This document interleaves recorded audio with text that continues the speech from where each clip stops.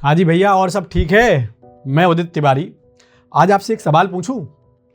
अगर मैं कहूं कि जो चीज़ आपने सेफ समझकर खरीदी थी वो अब सबसे ज़्यादा रिस्की बन चुकी है, तो क्या आप यकीन करेंगे? गोल्ड।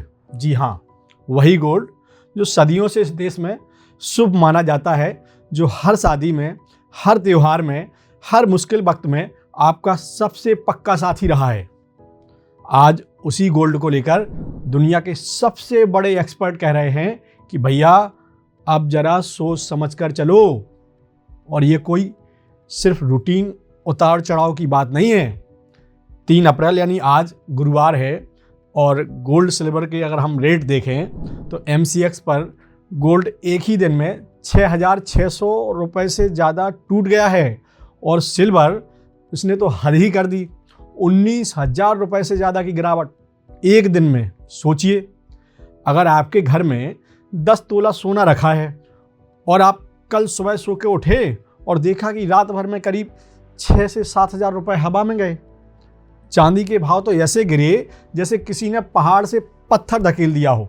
अब आपके मन में सवाल आ रहा होगा कि आखिर हुआ क्या है? तो देखिए, बात शुरू होती है मिडिल ईस्ट से।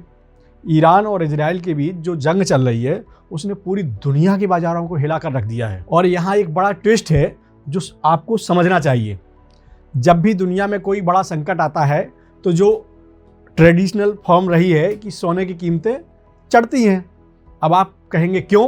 अरे भैया, क्योंकि लोग डर जाते हैं, कहने लगते हैं कि शेयर मार्केट छोड़ो, डॉलर छोड़ो, गोल्ड खरीदो, गोल्ड सेफ है, गोल्ड हमेशा साथ देगा। यही कॉमन मैन की सोच रहती है। लेकिन इस बार ये फॉर्मूला उल्टा पड़ रहा है। अमेरिका के राष्ट्रपति डोनाल्ड ट्रंप ने कुछ दिन पहले एक बयान दिया, कहा कि अमेरिका ईरान पर अगले कुछ हफ्तों में और तेज अटैक कर सकता है।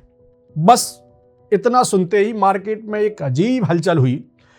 क्रूड ऑयल ऊपर गया, डॉलर ऊपर हुआ और गोल्ड भैया गिर गया। अब ये कैसे होता है वो समझ लीजिए। डॉलर और गोल्ड का रिश्ता हम आपको बता देते हैं, क्योंकि ये दोनों एक दूसरे के उल्टे चलते हैं। जब डॉलर मजबूत होता है तो बाकी देशों के लिए गोल्ड महंगा हो जाता है, इसलिए डिमांड घटती है और डिमांड घटी तो कीमत गिरी। सीधा सा हिसाब है। लेकिन रुको भैया, असली खेल यहाँ नहीं है। असली खेल है ब्याज दरों का। जब दुनिया में इंटरेस्ट रेट हाई होते हैं तो इन्वेस्टर यानी निवेशक सोचते हैं कि गोल्ड में पैसा क्यों लगाएं, गोल्ड तो इंटरेस्ट नहीं देता, बैंक में रखो, FD में रखो, बॉन्ड में रखो, कम से कम कुछ रिटर्न तो मिलेगा। और अभी भैया पूरी दुनिया में ब्याज दरें ऊंची हैं। अमेरिका फेड रेट कट का इंतजार है, लेकिन अभी तो हो नहीं रहा। इसी वजह से सोने की चमक फीकी पड़ रही है। अब आप कहेंगे अमेरिकी फेड रेट कट क्या है? तो जब फेडरल रिजर्व ब्याज दर घटाता है ताकि लोन सस्ता हो, खर्च बढ़े और इकोनॉमी को सपोर्ट मिले। अब एक और बात है भैया, रिसर्च प्लेटफॉर्म ब्लूमबर्ग इंटेलिजेंस के सीनियर मैक्रो स्ट्रेटजिस्ट हैं माइक मैकग्लोन। ये वो शख्स हैं जो दुनिया के बड़े बड़े फंड मैनेजर की बात सुनते हैं। इन्होंने अप्रैल के अपने मेटल्स आउटलुक में एक ऐसी बात कही है जिसे सुनकर रोंगटे खड़े हो जाएं।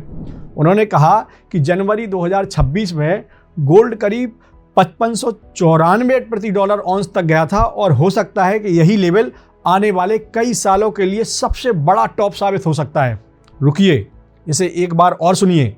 कई सालों के लिए टॉप मतलब ये कि गोल्ड को वापस उस लेवल पर जाने में सालों लग सकते हैं। और इसके लिए उन्होंने एक हिस्टोरिकल कंपैरिजन दिया जो बहुत डरावना है। 1979 में गोल्ड की रैली बहुत तेज थी, बिल्कुल वैसी ही जैसी 2025 में देखी गई। और फिर 1980 में गोल्ड करीब $850 प्रति औंस पर था। उसके बाद क्या हुआ? सोना वहीं अटक गया। अगले 28 साल तक वो उसी रेंज में घूमता रहा, 2008 तक, पूरे 28 साल। अगर हिस्ट्री रिपीट होती है आज की डेट में तो जिन लोगों ने पिछले साल गोल्ड हाई रेट पर खरीदा उन्हें रिटर्न देखने के लिए काफ़ी लंबा इंतजार करना पड़ सकता है। अभी भारतीय नज़रिए से सोच लीजिए, भारत में सोना इस साल 1,80,000 रुपये प्रति 10 ग्राम तक पहुंचा था, आपको भी याद होगा। लेकिन आज वहां से करीब 18% नीचे आ गया है। मतलब जिसने 1,80,000 में खरीदा उसका सोना आज करीब 1,47,000-48,000 रुपये पे है। यानी प्रति 10 ग्राम पे देखें तो 30 से 35,000 का आपको नुकसान हो गया। और भैया चांदी की कहानी और भी दर्दनाक है। चांदी जनवरी में $120 प्रति औंस पर पहुंची थी। भारत में 4 लाख रुपए प्रति किलो के पार हो गई थी। अब वहां से अब तक 40% टूट चुकी है, पूरे 40%। मतलब अगर आपने जनवरी में 10 किलो चांदी खरीदी, 4-4 लाख के भाव से खरीदी थी, तो आपने 40 लाख रुपए का इन्वेस्ट किया।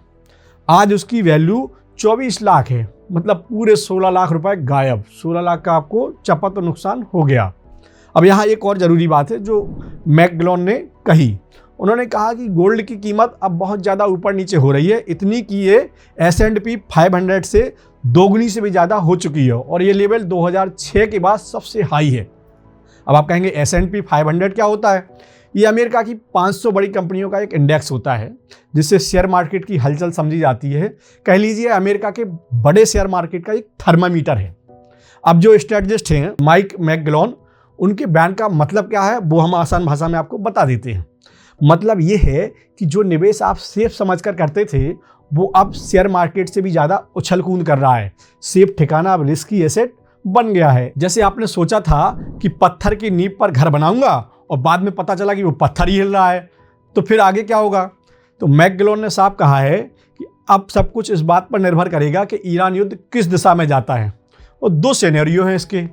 पहला सिनेरियो ये है कि अगर युद्ध लंबा खिंचता है या कोई सीज फायर होता है जिसमें अनिश्चितता बनी रहती है, तो सोना $5000 के ऊपर टिक सकता है, यानी कुछ राहत मिलेगी।